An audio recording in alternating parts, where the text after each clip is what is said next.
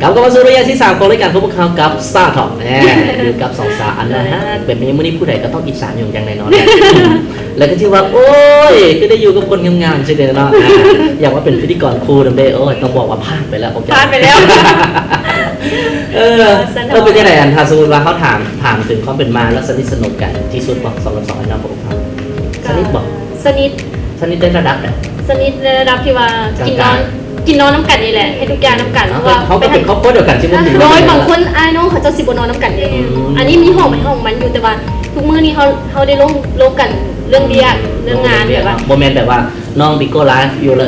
ลงเรียกอยู่บ่ได้ดิแม่มาแม่แท้มาสมมติว่าใส่เป็นแฟนเขาหลุดโมเมนต์คือแบบว่าบางเทื่อเขาเห็นอะไรนึงที่มันเป็นเรื่องน้อยๆนะมันก็อาจจะเดี๋ยวเขาพิดกันได้เลยส่งไปน้องนะแมนบอลปัญหาเล็กๆน้อยๆมันอาจจะเดี๋ยวเขาบอกเข้าใจกันนะการใช้ปลั๊กไฟอย่างนี้ในห้องนี้ก็เป็นปัญหาเล็กๆลองตัวอย่างไว้บนกระบาดนึงดูเพราะนี่เป็นคนทางมีทางคอมพิวเตอร์ทางแนวหลายอย่าง power bank แนวแล้วก็มีแนวสาย Wi-Fi นั่นจะพิดกันว่าตัวเองนะไม่ได้เห็นอย่างเรียกกับบูมีแต่ว่าใช้โทรศัพท์ตัวเองอย่างนี่ทั้งอย่างมือถือกับบริษัทอย่างกับบริษัทแต่น้องคณะศาสตร์ฮูนั่นฮูนี่พิษกันไปศาสตร์กี่น้องคุณมาต้องมาอยู่ในห้องโอ้ยตายแล้วเนาะเป็นที่แต่ละสองน้องเนาะการอะไรกันเกิดขึ้นก็ต้องเข้าใจกันนะแหละคุณยิงก็อย่างเด็ดแต่ท่านสมมติว่าคุณยิงกับผู้ชายกันจะแตกต่างอีกแบบนึงได้สมมติว่าน้องสาวเป็นยังไงน้องสายนี่จะไม่ค่อยได้เจอกันเลยจะโทรมาแต่ละเดือนจะโทรมาของเงินเลยด้วยของเงินเลยอันนี้คือสิ่งที่แบบนี่เลยอาจจะเป็นพิษหลายเป็นคนน้องสาวแมนอันนี้โทรมาของเงินกูมีบัตรเติมเงินอยากได้เครื่องใหม่สินะน้องสายจะเป็นสไตล์นั้นไม่เป็นอย่างเราเป็นอย่างแบบกับน้องเขาแมนเป็นกับน้องเขาเป็นว่าซีของหลายไปไหนก็แล้วแต่กะไม่แต่ว่าขอน้อยลงหน่อยนึงก็ยังดีแม่โอ้แมนกับผู้ชายเนาะผู้ชายกับทำมาหากินทำมาหากินหลายอย่างเงินเดือนก็คือว่าเงินเดือนเป็นเพียงพอสอนให้เอิ้นว่าให้ยืนด้วยตัวเองหลายขึ้นเนาะสลายจะสอนให้ผู้จัดประหยัดหลายก่อนแบบว่าคันขอเลยบ่ได้กะผู้ต้องไปกับซีเมนต์ไผ่นอกจากเมย์นะคะเขาจริงการที่คอเขาเป็นเอื้อนน้องอยู่ก็เป็นไอ้กันจริงมีน้องซ้ายกันเขาให้ได้นะให้ได้เขาบอกจริงบ่ได้บอกแบบรอเขาให้แบบว่าโดยที่แบบว่าให้ไปเลยก็ได้โดยที่บ่หวังเนี่ยเขาบ่มีเงินสมมติว่าเขามีเงิน100,000เก็บให้น้องไปเลยคนละ50,000กันยังดีโดยทั้งที่เขามีภาระเลยสมมุตินะ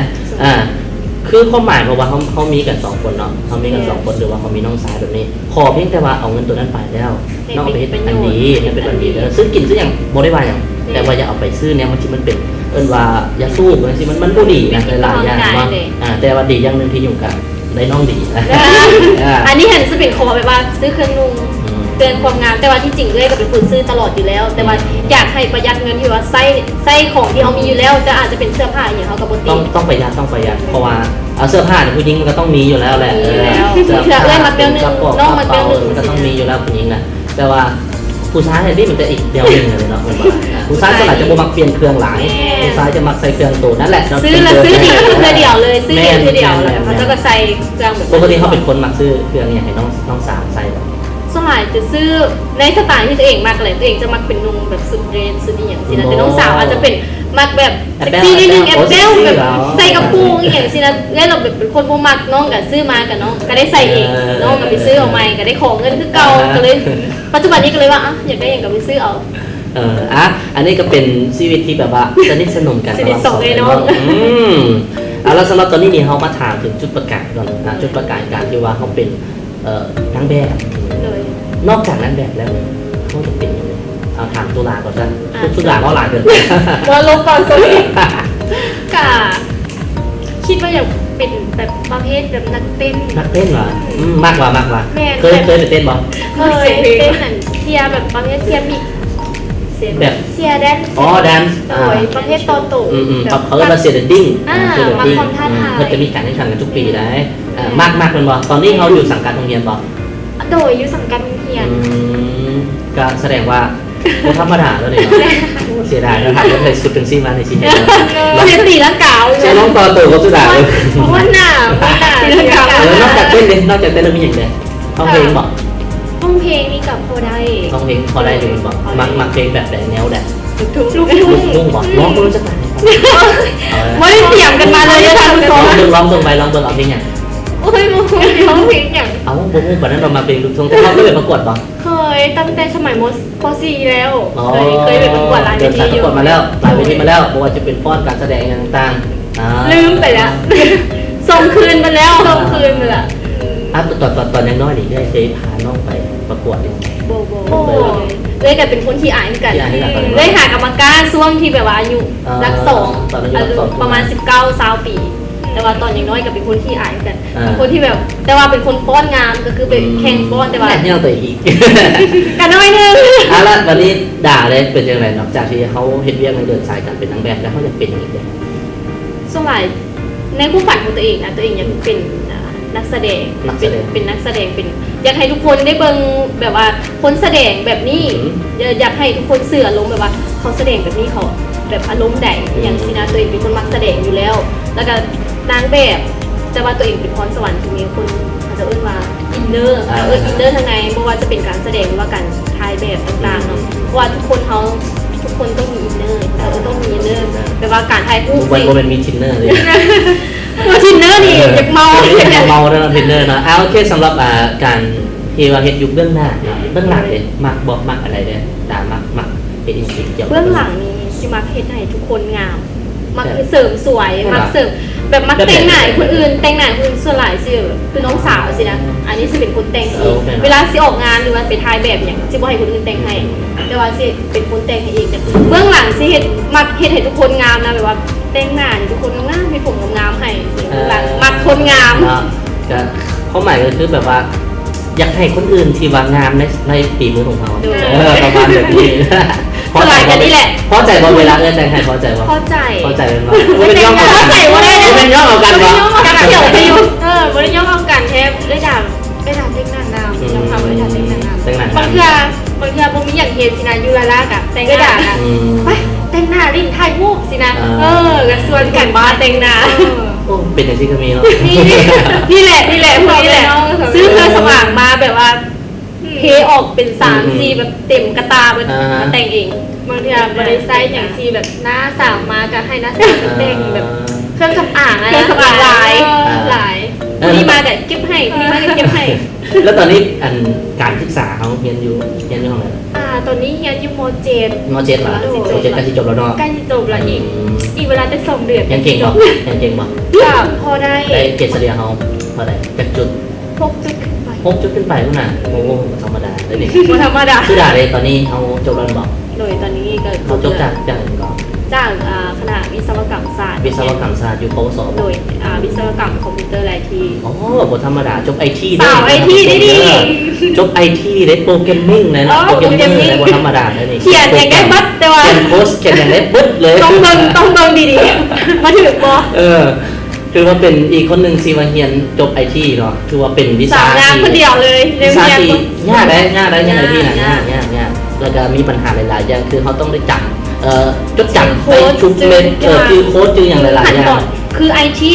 คอมพิวเตอร์เนี่ยมันต้องไปตามสเต็ป อือฮึ เราจะเอิ้นแบบมี นั่นแหละ จะเอิ้น มีขั้นตอน มีโลจิก ประมาณนั้น จะเอิ้นมีโลจิก มี มี โล โล จิ จิ ก กต้องไปทีละขั้นตอนมันผิดขั้นตอนหนึ่งก็คือแบบ มันก็จบเลย จบเลย มันก็เพี้ยนไปเลย แม่น คือขาดจุดตัวหนึ่งถึงจะไปละ แม่น อันนี้คือเป็นอีกสิ่งหนึ่งที่ ขาดตอนอย่างเขาจะ สุดาเรียนจบมาทางคอปสเนาะ โดย ซึ่งก็ถือว่าเป็นอีกคนหนึ่งที่มีความสามารถหลากหลายแล้วนอกจากการเป็นนักแสดงนอกจากการเป็นนางแบบ และต่อไปนี่อาจจะได้เป็นเจ้าของธุรกิจอีกแล้ว น่าจะ เพราะว่ามีแผนที่จะเห็นธุรกิจอีกเป็นเนาะ แม่น คือ ตัวเองมีสิเป็นคนมักด้านความงาม อือฮึ เสริมความงามกลิ่นและสิงามแต่งแล้วงามประมาณนี้เพราะว่าเรียกในวงการก็เป็นแต่ว่าเฮาสิอยู่ความงามบ่มีความคงทนเนาะ แม่นละ เราก็ต้องหาแบบอาชีพที่เป็นของตัวเอง แม่น จะดีก ห้อง ว่า หักห้องหัก ของฮับเฮาแต่การนี้ก็เป็นเรียกเสริมเพราะว่านักแสดงนี่มันก็แล้วแต่บทเราไต่เต้าไปเรื่อยๆตอนนี้เขาเป็นนางเอกต่อไปเขาก็จะอาจเป็นเอื้อยเป็นแม่เป็นอย่างต่อไปก็สิเป็นแม่เฒ่าเป็นแม่ตู้ เนาะก็คือข้อหมายว่าเฮ็ดเรียกในวงการของพวกเขานี่นะมันก็บ่มีบันที่จะคงทนดอกนะคือมันก็ต้องมีน้องใหม่ที่เข้ามาดัน น้อง ไป งาม แล้ว น้องไม้เขามางามก่อนเขาสามารถหลายก่อน แต่ว่าเขาก็ต้องได้มีการเฮ็ดเวียกของหาไว้มีธุรกิจเป็นของตัวเองเพื่อเป็นการเลี้ยงชีพเพราะว่าในอนาคตเขาก็อาจต้องมีครอบครัวหลายๆอย่าง ต้องมี เนาะ ครอบครัวต้องมีลูกต้องมีทุกอย่างพูดคิดมาแล้วกัน คือ คือเข้าใจเนาะบางเทื่อเขาก็อยากจะอยู่ไปยาวนานนั่นแหละคือเขาต้องเฮ็ดธุรกิจสำรองไว้แล้วเขาจะเฮ็ดเรียกอันนี้ไปน้ำ2อย่างจะดี เนาะ จะดีก่อน หลายอย่างเนาะตัวเราเองมีความตั้งเป้าตัวเองไว้สูงสุดหลายไม่เป็นไรแต่ที่ว่าอยากจะเฮ็ดเรียกเกี่ยวกับวงการบันเทิงอยากจะเฮ็ดไปฮอดระดับใดมันก็เป็น ก็ถือว่าอยากไปถึงระดับสูงสุดเลยแต่ก็ยังโบเน่ใจว่าสามารถจะบอกว่าความสามารถเนี่ยได้แบบไวๆนี้กะที่มีการทายMV เพลง อ๋อไม่หรอ โดย ไปทายเป็นเพลงให้แค่ไหน ของไอ้ต้อง ของไอ้ต้อมอ๋อเป็นผลงานเพลงซ่าหรอ โดยเพลงลูกทุ่ง ที่ว่าเขาต้องได้แบบว่าอินเนอร์กันเลย ต้องมีดราม่าเกิดขึ้น เมื่อหน้าเดี๋ยวไอ้ยงขออนุญาตเชิญมาแสดง ยินดี โดยนักแสดงคน ได้ นี้ เรียกได้มา โดยนักแสดงคนนี้บัวเอาค่าตัวจะกีบเลยบอกแต่สิมีน้ำรุ่งน้ำมันให้โยแต่ใบนี่เดี๋ยวสิติดต่อหาเด้อจะว่ามีผลงานเพลงจะมีติดต่อหานางสาวคนหนึ่งนี่แหละบอกว่าซื้อดีกว่าบอกว่ามันสิวางบอกว่ามันมีคิวกันวันนี่แหละ คิวไม่ค่อยวางเนาะ ก็ต้องติดตามเบิ่งในผลงานต่อไปของทั้งสองฐานนี่บ่ว่าจะเป็นทั้งสุดาแล้วก็ทั้งตุลานะที่ว่าตุลาของสิจะบ่สุดทางผู้ชมซึ่งก็ถือว่าเป็นไอ้น้องที่สนิทสนมกันพอสมควรแล้วแหละกินอยู่ร่วมกันพิดกันไม่กระทั่งแบบว่าปักเสียงเป็นยังออกมาพิดกันก็จะต้องบอกว่าเป็นปัญหานักโลกเลยนะเป็นปัญหาโลกแตกเลยนะเพราะฉะนั้นแล้วต้องได้ซื้อปักเสียงปักผู้ใดนี่ซึ่งได้ปักเสียงส่งมาให้ด่วนเดี๋ยวนี้เลยทางซื้อปักเสียง เป็นความผู้ใดส่งปักเสียบไปเลยเด้อ เพราะว่าเดี๋ยว2วันนอกในชีวิตกันทั้งปักเสียงเนาะแล้วก็สุดท้ายอยากจะให้ฟังถึงคนชีวกำลังท้อแท้อยู่ในปัจจุบันนี้ให้มีกำลังใจเพิ่มขึ้นมาอีกนึงเอาเป็นสุดาซะเนาะเป็นตัวแทน โดยสำหรับวัยหนุ่มหรือว่าสาวๆหนุ่มๆท่านใดที่ว่ากำลังท้อกับชีวิตว่าเขาสิบ่ฮู้ว่าเสร็จหยังกับชีวิตต่อไปหรือว่าแฮงบันดาลใจเนาะเป็นเพียงแต่ว่าตอนแรงมาเข้านอนพักผ่อนเพียงพอแล้วตื่นมาเจอกับเขาจะเอิ้นว่ามื้อใหม่เนาะมื้อใหม่ที่ดีก่อนมื้อนี้เขารู้สึกเมื่อยรู้สึกท้อเขากับเพียงแต่นอนไว้เป็นก่อนเก่าเนาะตื่นเพื่อให้ตื่นมาเจอกับสิ่งใหม่ๆที่ดีก่อนเก่าเนาะก็คือหาให้บันดาลใจอาจจะโทรหาพ่อแม่ผู้ใดที่มีพ่อแม่โทรหาพ่อแม่ว่าโอ้มื้อนี้ลูกเมื่อยมื้อนี้ลูกท้อพ่อแม่ก็สิให้กำลังใจเฮาว่ามื้อลูกจะตื่นขึ้นมาแล้วก็สู้กับมื้อใหม่อาจจะดีกว่ามื้อเก่าอยู่แล้วเพราะว่าขึ้นกับตัวเขาเองเลยเขาก็ต้องเฮ็ดตัวเขาเองให้ดีที่สุดมื้อใหม่ของเขาก็จะเป็นมื้อที่สดใสเนาะดาวเนาะอันนี้ก็เป็นอีกสิ่งหนึ่งที่กำลังดามเลยให้กำลังใจกับคนเกิดมาท้อแท้อยู่ส่วนว่าตุลาเองอยากให้เป็นกำลังใจสำหรับคนในวัยเดียวกันที่กำลังคึกขนองว่าจะเป็นเด็กแว่นนะเด็กเที่ยวกลางคืน ว่าแบบว่าเที่ยวลินโดยที่แบบว่าโบคิดเห็นอนาคตเลยทีนั้นให้ตุลาเป็นตัวแทนของ ให้ยกฝากถึงเนาะเพราะว่าเดี๋ยวนี้นักเรียนรุ่นนี้หั่นนะให้กับแบบติดลิ้นติดกินหลายอุบัติเหตุก็เกิดหลายนะยังให้พยายามลดพรลงการขับขี่กันยังให้ลดความไวลงแล้วก็ใส่หมวกกันกระทบนะเพราะว่าเมื่อวานนี้ก็เห็นข่าวผู้ทรงให้ดูว่ามีคนเสียชีวิตไม่กระทั่งงานข้ามทางก็อย่างนี้มันจะเป็นปัญหานะแม่นคนเฮานะทุกคนมันสิฮอดข้านมันฮอดมือนะแต่ความหมายคือว่าเฮาควรที่จะยุดการขึ้นข้างน้องนี่ลายเกินไปแต่บ่แม่นว่าสิบ่ให้ไปอย่างเลยดอกแต่บ่แม่นสิอยู่ในกรอบนั่นล่ะยังเก่งจะไปแต่ต้องกินแบบมีสติเขาจะเอิ้นว่ากินแต่ว่ากินให้ตัวเองกลับบ้านได้ปลอดภัยบ่แม่นกินแล้วไปสร้างความเดือดร้อนให้คนอื่นเฮ็ดให้ตัวเองก็บ่ปลอดภัยพ่อแม่อย่างแบบใจนำตัวเองโอเคอันนี้ก็เป็นอีกสิ่งนึงที่ว่าทั้งสองท่านขึ้นมาให้การสัมภาษณ์จากทางรายการสาวของเขาชื่อว่ามื้อนี้ซึ่งก็ฝากติดตามกับทั้ง2ท่านได้ทาง Facebook Fanpage สุดาวันท้องทิพย์เนาะแล้วก็ตุลาวันท้องทิพย์สามารถติดตามกันในผลงานต่างๆสำหรับมื้อนี้ยุ่งและพร้อมด้วย2ท่านแบบนี้จากลาไปด้วยหอยยิ้มทั้ง2ท่านนี้เนาะสำหรับตัวนี้ลาไปก่อนแล้วสบายดี